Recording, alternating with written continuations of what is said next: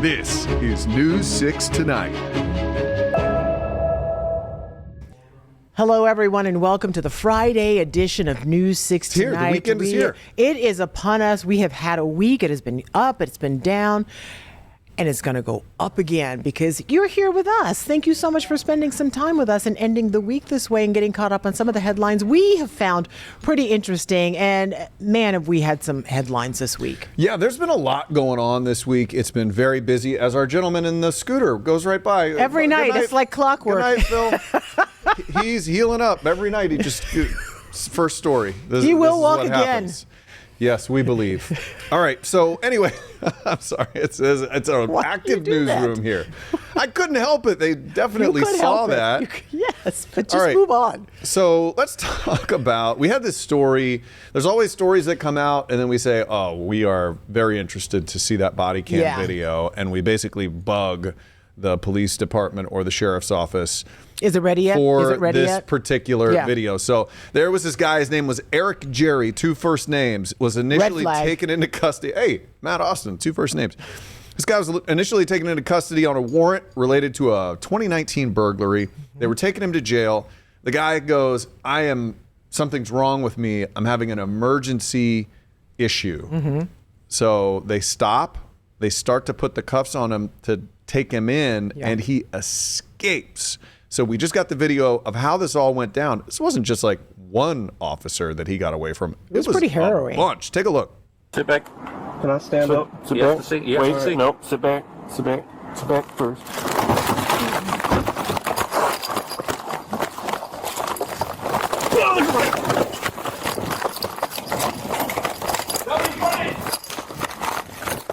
Now, I know what you're saying to yourself. Clearly, the guy's shirtless. I think he didn't have shoes on. I'm not sure there's underwear involved in that picture either. But so clearly, he's not going to be able to survive for a while on his own. He's going to be caught quickly with them in tow. Even for 24 hours, they were looking for this guy. It's harder to hold on to someone who's shirtless, or so I've heard. How do you know this? I mean, look at the video. I think he was get a little greased up. No, not even that, but it's hard. Like if you have on a shirt or something, they can grab it, but it's hard to hold on to somebody. It's like he's just a skin. That's a good point. I always appreciate your analysis in these matters. So he got away 24 hours. They ended up catching him. At somebody's house. Which is frightening. Totally. But this guy knew what he was doing. He said he was having a medical issue. Clearly he wasn't. He was physically just fine. He was very fast in that video. And strong, it looked like. He's due back in court next Tuesday. We'll let you know what happens with this guy. And you're right. You said it at the top. I am so thankful that we now have these body cams because sometimes the way we describe things and then we have a mugshot. We can describe it till the cows come home and no one will know what we're talking about. But when you can see the officer's point of view from that camera and what they have to deal with on a daily basis of getting a suspect out of the public and out of making sure that the community at large is not harmed, you really gain a new respect and a different perspective of what they have to deal with. When body cams first came out, a lot of people were saying this is going to keep police officers honest. And I think people were planning to see a lot of negative attention for the police officers. I think what a lot of these do is it shows you their perspective, like you were saying, and you realize, like, put you from their point of view, what would I do in this situation? That is a hairy situation. Yeah. And very often, and we've gotten some salacious things too from officers because they forget they're wearing them because it just becomes a part of your uniform and you don't even realize, oh gosh, was that thing on? What did I just say? Exactly. Yeah. So we'll continue to ask for body cam when it's something that we feel like it's interesting and you need to really see kind of how those officers tackled that situation. Another story we have talked about, it happened at an Osceola County Walmart, and we only got 6 seconds of video. And it was video that people were saying, oh, you guys edited it down. We did not. That's all they released. And for good reason, too. It was a teen who was accused of shoplifting something out of a Walmart. And the 6 second video is frozen but we freeze it right before you see him being shot because it's actually, we learned, against the law to show a teen being killed. but he had what appeared to be a gun in his hand, and you see the police, there it is, it's circled in the red right there.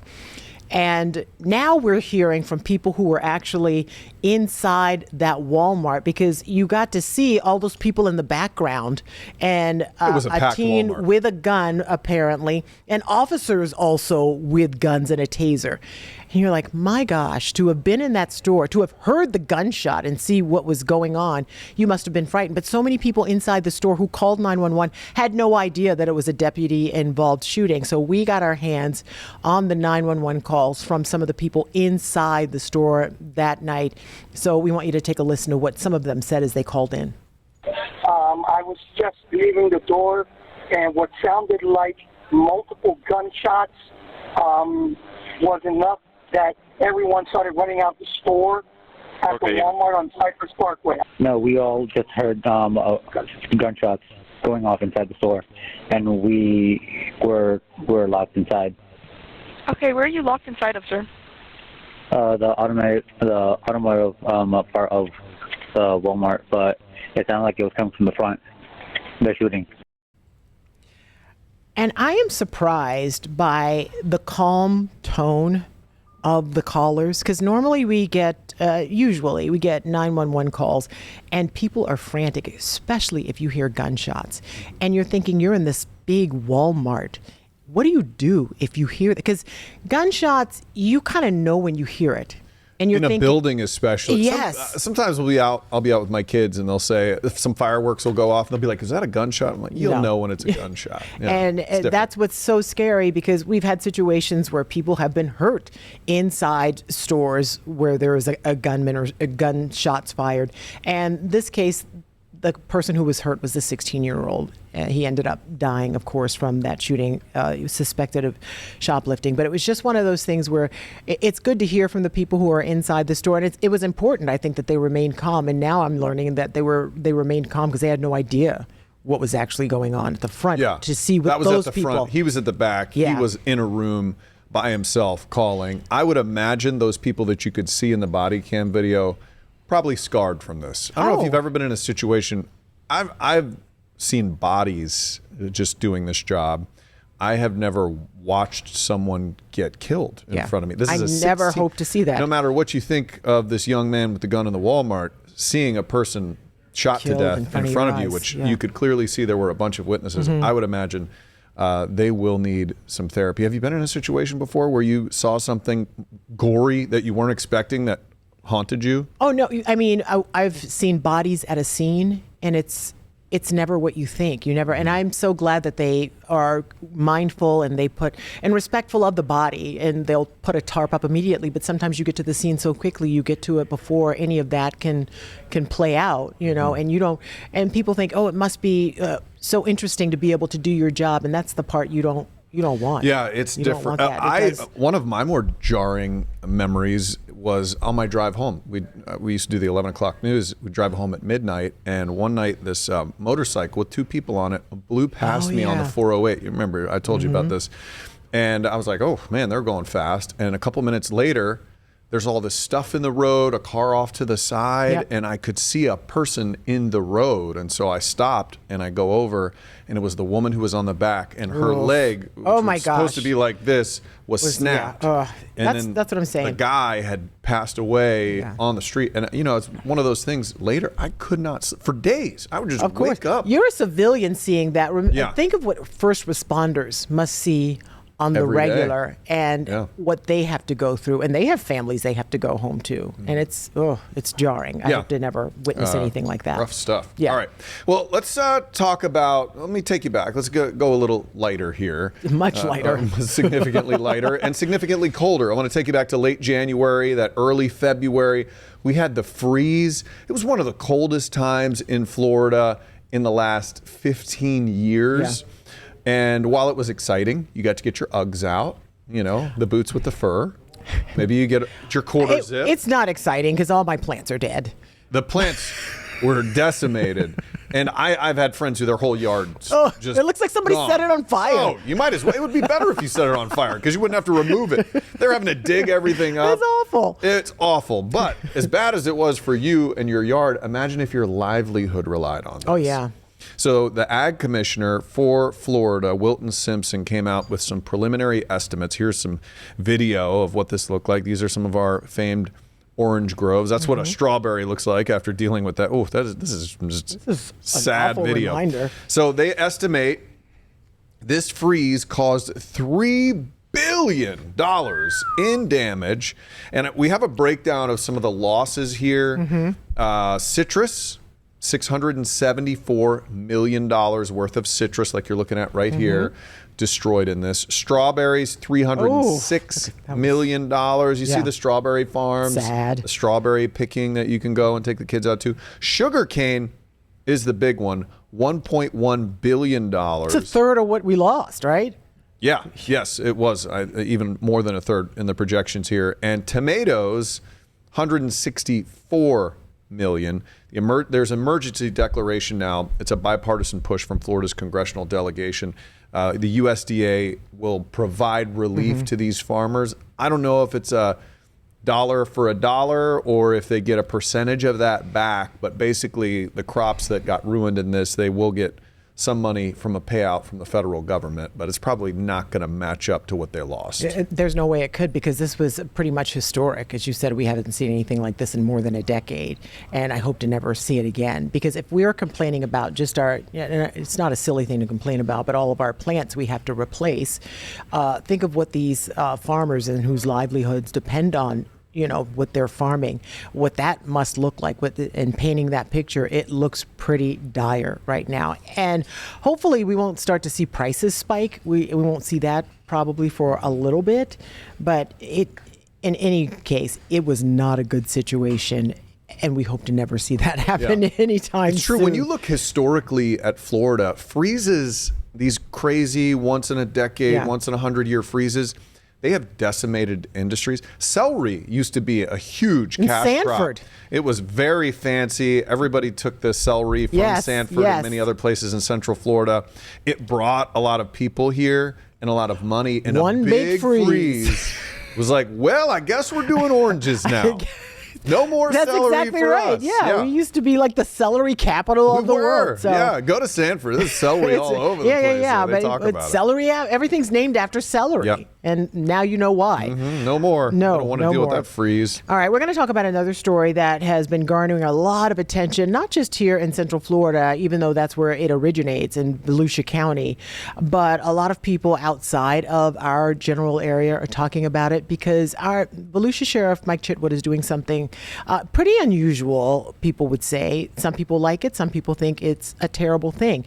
Young kids who are making school threats. We've had this week a 10-year-old and an 11-year-old. We had a 10-year-old who wrote some threats on a whiteboard saying that he was going to bring a gun to school and kill some people. And Chitwood says he is vowing to make sure these kids know that there are consequences with those actions. He will arrest them, charge them with a felony, and they do a perp walk. And the 11-year-old, which was what we learned about today, same thing. Making a school threat. For the second time. He said this guy was a repeat offender.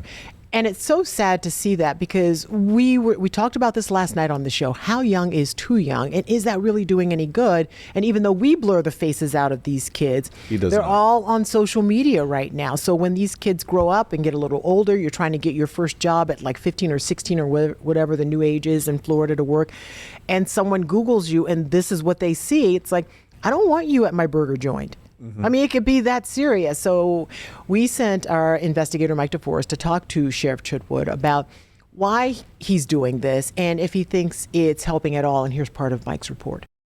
News 6 has blurred these videos since we typically do not identify juveniles who are accused of crimes unless they're charged as adults.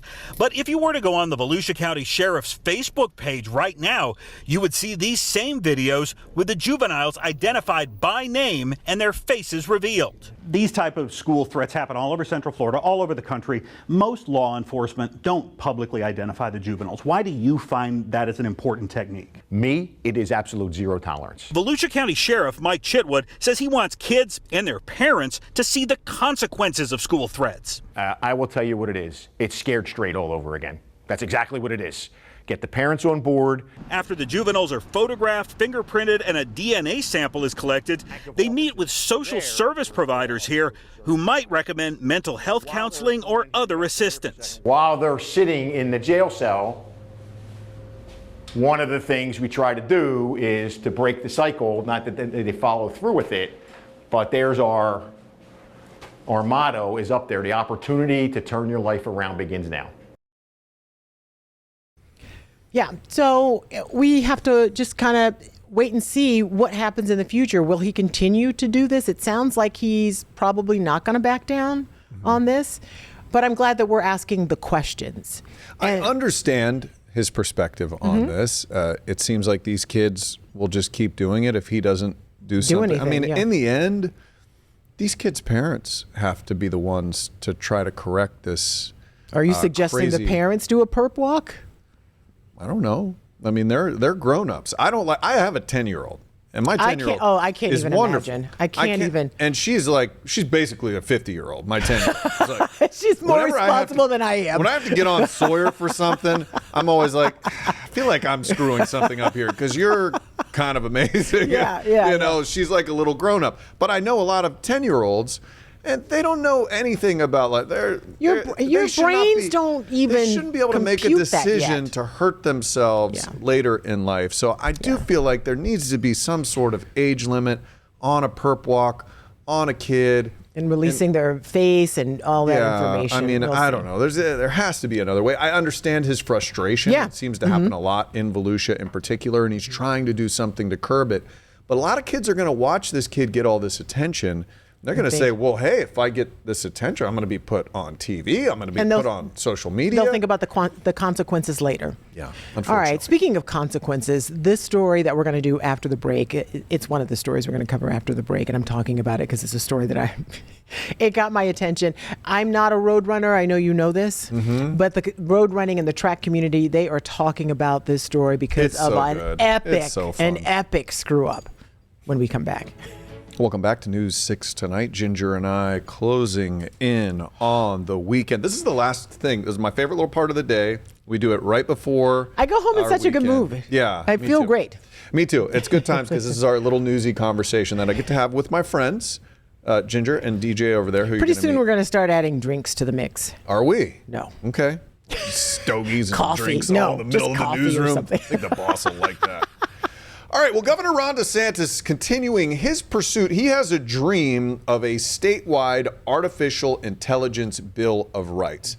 I know when I say that conglomeration of words, you at home are probably going to say, what? I don't care about any of this. But it's interesting because it is sort of, there's a fissure in the Republican Party about this. Because Governor Ron DeSantis thinks Florida needs to lead the way when it comes to these artificial intelligence rights. Because really, and the truth is, something needs to happen. Because right now, somebody needs to take the lead. It's the Wild West. You don't know what kind of video. My dad sends me artificial intelligence videos all the time. Honestly, I think he thinks they're real. I've fallen for some of them, and now I don't believe anything. Oh, yeah, they'll get you. So it's happening. So the bill is probably dead this legislative session. And the reason is because they have not come to a consensus in the Republican Party of what they want. Pretty much the way the Florida House and Senate are structured right now, if all the Republicans can agree, anything can get through because they are in control by far. But there is a large contingent of Republicans who are listening to the president on this, and they want to defer to a national federal rule when it comes to artificial intelligence, and they don't want the states to infringe on that. Okay. So you'll see here, we have a soundbite from Governor Ron DeSantis, who wants laws, wants to be the one kind of wants to take the leading lead. the charge on this. And then there's the head of the Florida House who says, I think we should leave this to the feds. There needs to be a way to pull the plug. I don't think you can say these machines are just going to be doing things and we're going to suffer harm and there's nothing anybody can do about it. The federal government should take care of AI and whatever legislation or policy has to pass on a national level, as opposed to doing it on a state-by-state basis. I've been pretty consistent in stating that. Okay, now some of these, make sense. So this week, the Senate passed a measure that would establish a right for parents to control children's interactions with AI chatbots. We've seen issues with those. You would think That would be something easy to agree on. The chamber had previously advanced a separate bill that would impose guardrails around these huge data centers, like the impact to the grid and the water use. They use millions of gallons of water. Gosh, everybody's saying, energy. we need more data centers for our AI. No, communities hate when data centers come there. They can raise your electric bill because they use so much, and the water usage on these data centers is crazy. And the water that comes through, they wash the chips, and it ends up with heavy metals in it. It's not an easy thing to get rid of. So the House has not supported really any of this situation. It seems like the Senate might be siding more with the governor. The House, not so much.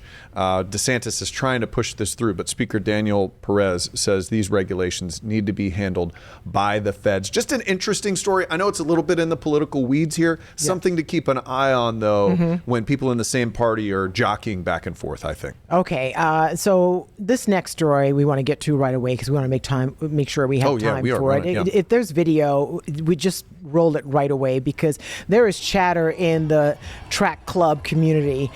There's a lot of drama surrounding this. The USA Track and Field Half Marathon Championship in Atlanta that happened over the weekend. At stake in all of this, a spot in the World Road Running Championship. And of course, there's always prize money on the line. A woman at the front of the pack was well ahead by about a half mile or so, about a mile and a half to go, when a guided vehicle, that's the car they're supposed to follow, sort of like the lead car, turned in the wrong direction. They were using Waze. Sending her and 3 other runners off the course. It turns out a cop riding a motorcycle was hit by a car nearby, and the guide vehicle followed the police motorcycle off the course thinking, oh, that's where I should go. No, sir. You stick with these runners and stay on the course. The 2 runners who followed the off-course car were 12th and 13th. They were in the lead. They lost because they followed the car. So they're going to make it right and give them the money that they would have earned and all this other stuff. But people are so upset. Like, you had one job. Lead car. Just lead. Show them where to go. Just lead. From cars losing directions to noisy cars after the break. This is going to be one of those laws that exists, but no one enforces. That's what Keaton had to say on this News 6 Facebook post. And that post links to this article on clickorlando.com. This says Florida lawmakers have okayed a ban on noisy cars. And you can go to the QR code on the screen right now if you want to learn more about this bill. But I want to dive into the comments of the Facebook post because this noisy car ban has a lot of people talking. And at least in the comments, the reaction is pretty one-sided. This comment says it should only apply to those nasty sounding 4-cylinders. My Hemi is exempt. Mateo says, well, now I'm just going to rev my car more. Teresa says, meanwhile, bike week. And Courtney says, so how am I supposed to tell other cars I like their car while driving in traffic? Again, this has not been signed yet. And if you're interested in what a noisy car ban actually means, go to the QR code on the screen to read more. But in the meantime, what do you think? Are you sick of the loud cars on the road? Or should people be allowed to make some noise? Keep your mufflers on. Yeah. Have a good weekend.